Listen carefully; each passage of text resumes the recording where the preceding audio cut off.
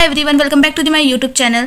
सो guys, इस video में मैं आपको रीजनिंग के कुछ क्वेश्चन करवाऊंगी डायरेक्शन से related and also missing number से रिलेटेड आपको कुछ क्वेश्चंस कराऊंगी और मैथ्स के इंपॉर्टेंस फार्मूला बताऊंगी जो कि एग्जाम में पूछे जाते हैं। तो सबसे पहले हम डायरेक्शन से रिलेटेड कुछ चीज़ें जानेंगे। डायरेक्शन से रिलेटेड क्वेश्चन सॉल्व करने के लिए कुछ चीज़ें का हमें ध्यान देना इंपॉर्टेंट है। सबसे पहले हमें ये पता होना चाहिए कि डायरेक्शन कितनी होती हैं।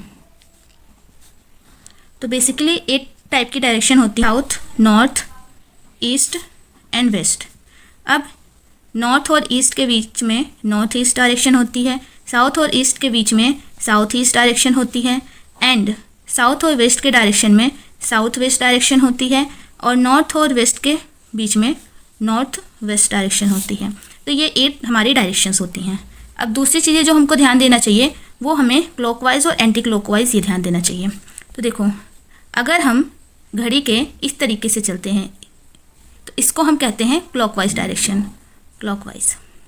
बट अगर हम इस तरफ से चलते हैं, उल्टा चलते हैं, तो इसको हम कहते हैं एंटी क्लॉकवाइज। तो डायरेक्शन और क्लॉकवाइज और एंटी क्लॉकवाइज ये 2 चीज़ें आपको अच्छे से ध्यान रखनी होगी डायरेक्शन से रिलेटेड क्वेश्चन सॉल्व करने के लिए। अगर ये 2 चीज़ें आपको अच्छे से आ जाती हैं देन आपको इस क्वेश्चन में कोई प्रॉब्लम नहीं आएगी। तो फर्स्ट क्वेश्चन से स्टार्ट करते हैं। क्वेश्चन नंबर 1 है, Suman goes 10 kilometre toward south, 10 kilometre toward south. तो ये हमारा आ जाता है साउथ 10 किलोमीटर, राइट। नेक्स्ट है, then turn right, right, turn right, walk 6 kilometre, 6 kilometre, okay. Next है, finally turn right and walk 10 kilometre. अब राइट से वो फिर टर्न राइट होती है और 10 किलोमीटर दोबारा से वॉक करती है। अब आता है, then tell how far and in which direction C is from the starting point. अब ये है starting point, starting point and ये है इसका एंडिंग पॉइंट। अब हमको बताना है स्टार्टिंग पॉइंट से वो कौन से डायरेक्शन में है एंड कितना किलोमीटर है। तो देखो, अब ये है वर्टिकल डायरेक्शन, ये भी 10 किलोमीटर था एंड ये भी 10 किलोमीटर। तो वर्टिकल डायरेक्शन दोनों आपस में क्रॉस हो गया। अब बचा ये हॉरिजॉन्टल डायरेक्शन। अगर यहाँ से यहाँ तक का जो डायरेक्शन था 10 किलोमीटर है तो ऊपर का भी यही सेम ही डायरेक्शन होगा 10 किलोमीटर, सॉरी 6 किलोमीटर है तो ऊपर का भी यही डायरेक्शन होगा 6 किलोमीटर।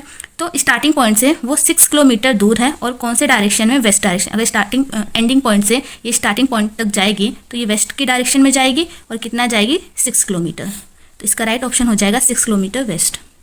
आई होप ये क्वेश्चन आपको समझ में आया होगा। नेक्स्ट है question number 2, a train is going from south to north. अब साउथ टू नॉर्थ एक ट्रेन जा रही है, तो ये है नॉर्थ, ये है साउथ। अब यहाँ से एक ट्रेन जा रही है, ओके। फिर if the wind is blowing from west to east. अब विंड जो है वो ब्लो कर रही है वेस्ट से ईस्ट में, तो ये है हमारा वेस्ट और ये है ईस्ट। तो ये है हमारी विंड की direction. In which direction will the smoke from the train गो। अब ट्रेन से जो स्मोक निकलता है अब वो कौन से डायरेक्शन में जाएगा ये हमको बताना है। तो ये साउथ डायरेक्शन है, ये नॉर्थ है, ये वेस्ट है और ये ईस्ट है। अब विंड की डायरेक्शन है वेस्ट से ईस्ट है, तो जाहिर सी बात है जो ये स्मोक निकलेगा ट्रेन से वो भी हमारा इस डायरेक्शन में जाएगा। तो इस डायरेक्शन में जाएगा तो इससे अकॉर्डिंग ये डायरेक्शन हमारा हो जाएगा साउथ एंड ईस्ट। तो ऑप्शन नंबर बी इसका राइट हो जाएगा, साउथ ईस्ट डायरेक्शन। आई होप ये दोनों क्वेश्चन आपको समझ में आए होंगे और इसी दोनों क्वेश्चन के तरीके से ही आपको डायरेक्शन के क्वेश्चंस मिलेंगे। किसी में आपको किलोमीटर पूछ लेगा या फिर किसी में आपको डायरेक्शन पूछ लेगा या फिर किसी में आपको दोनों चीज़ें ही पूछ लेगा, kilometre and direction. I hope ये दोनों क्वेश्चन आपको क्लियर होंगे। अगर कोई प्रॉब्लम होगी तो मुझे कमेंट सेक्शन में जरूर बताना। अब मैं आपको नेक्स्ट क्वेश्चन करवाती हूँ मिसिंग नंबर के ऊपर। तो आ गया ये हमारा मिसिंग नंबर के कुछ क्वेश्चंस मैं आप लोगों के लिए लेकर आई हूँ, जिससे आपको आइडिया लग जाएगा कि मिसिंग नंबर के ऊपर किस टाइप के क्वेश्चन आएंगे। तो सबसे पहले क्वेश्चन है हमारा 144 ब्रैकेट में 132 एंड देन 121। फिर है दूसरा 64 ब्रैकेट में हमें फाइंड आउट करना है एंड 100। अब हमको बताना है ऑप्शन में से इसका आंसर क्या होगा। तो अगर हम देखें इसको 144 12 का स्क्वायर होता है और 121 ये होता है 11 का स्क्वायर। और इसको देखें 64 को तो ये 8 का स्क्वायर होता है और अगर 100 को देखें तो ये 10 का स्क्वायर होता है। तो अगर हम इन दोनों को मल्टीप्लाई करते हैं, 8 और 10 को मल्टीप्लाई करते हैं तो यहाँ का जो आंसर आता है वो 80 आता है। और अगर 12 और 11 को हम मल्टीप्लाई करते हैं तो यहाँ का आंसर आता है 132। तो 132 यहाँ पे आ रहा है। इन दोनों को मल्टीप्लाई करने के बाद 11 और 12 को मल्टीप्लाई करने के बाद 132 आ रहा है जो कि इस ब्रैकेट का आंसर है। तो इसी तरीके से 10 और 8 को मल्टीप्लाई करने के बाद 80 आ रहा है, तो यही इसका भी आंसर है। तो इसका राइट ऑप्शन हो जाएगा 80 यानी कि बी। नेक्स्ट क्वेश्चन है क्वेश्चन नंबर 2। इफ़ 11 ब्रैकेट के अंदर 170 एंड 16, देन 11 ब्रैकेट के अंदर 203 19, then what will be the value of 70 bracket के अंदर हमें फाइंड आउट करना है 18। अब यहाँ पर हम देखेंगे कि 11 और 16 को मल्टीप्लाई करने के बाद 1 और 16 को अगर हम मल्टीप्लाई करेंगे तो 176 आ जाएगा। 11 और 19 को मल्टीप्लाई करेंगे तो 209 आ जाएगा। एंड इसी तरीके से 17 और 18 को मल्टीप्लाई करेंगे तो 306 आ जाएगा। अब इसका मल्टीप्लिकेशन है, उसमें से हम 6 माइनस कर देंगे तो हमारा ये वाला नंबर आ जाएगा। उसी तरीके से इसके वाले मल्टीप्लिकेशन से हम 6 माइनस कर देंगे तो ये नंबर आ जाएगा। देन उसी तरीके से इसमें से हम 6 माइनस कर देंगे तो हमारा 300 आ जाएगा, जो कि इसका राइट ऑप्शन सी हो जाएगा। नेक्स्ट क्वेश्चन है क्वेश्चन नंबर 3। अब यहाँ पे 6 into 5 is equal 90, 8 into 7 is equal 165, 10 into 7 is equal 211, 11 into 10 हमको बताना है कि क्या होगा। अब यहाँ पे हम कर सकते हैं 6 5 जा 30 होता है, तो 30 इंटू 3 इज इक्वल 90।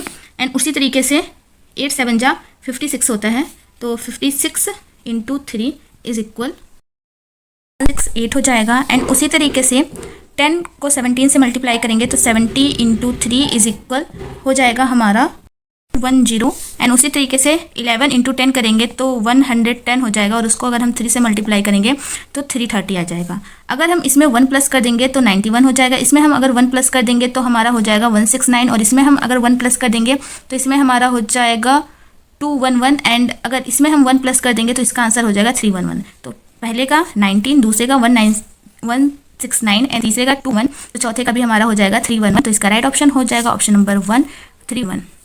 नेक्स्ट है question number 4। Question number 4, 13 into 12 ये है, 41 इंटू 23 ये, एंड 24 इंटू 22 अब हमको बताना है कि क्या होगा।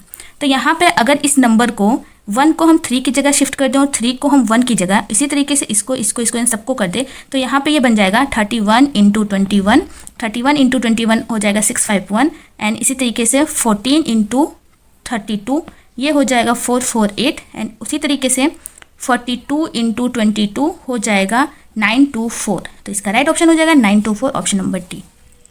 इसी तरीके से आपको मिसिंग नंबर में क्वेश्चंस आएंगे जिसका आपको आंसर फाइंड आउट करना होगा, बस कुछ लॉजिक को लगाकर।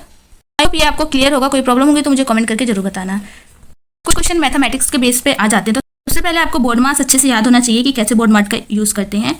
नेक्स्ट आ जाता है simple interest and compound interest को कैलकुलेट करना आता है। तो सिंपल इंटरेस्ट को कैलकुलेट करना आप सभी को आता है। उसका फॉर्मूला होता है P into R into T divided by 100। P का मतलब होता है प्रिंसिपल, R का मतलब होता है rate of interest, and T का मतलब होता है टाइम। उसी तरीके से कंपाउंड इंटरेस्ट का फॉर्मूला है A इक्वल P ब्रैकेट में 1 plus R upon N bracket में NT। तो यहाँ पे A का मतलब है अमाउंट, P का मतलब प्रिंसिपल, R का मतलब रेट ऑफ इंटरेस्ट है, एंड N का मतलब है number of time interest is compounded per year, and यहाँ पे T का मतलब है time in a years. Interest का फॉर्मूला आप अच्छे से याद कर लेना, और इससे रिलेटेड 1-2 क्वेश्चन भी प्रैक्टिस कर लेना, क्योंकि कंपाउंड इंटरेस्ट से रिलेटेड क्वेश्चंस आए थे। PYQ है, और अभी 2025 में जो BSc नर्सिंग का एग्जाम हुआ था PGI MER में, उसमें भी आए थे। तो ये इंपॉर्टेंट है, तो इसको आप अच्छे से कर लेना। आई होप जो भी मैंने आज की वीडियो में आपको बताया वो सारी चीज़ें क्लियर होंगी। वीडियो अच्छी लगे तो वीडियो को लाइक करना, अपने फ्रेंड्स के साथ भी शेयर करना, चैनल पर नहीं हो तो चैनल को सब्सक्राइब करना। Thank you for watching. मिलते हैं नेक्स्ट वीडियो में। All the best for your exam.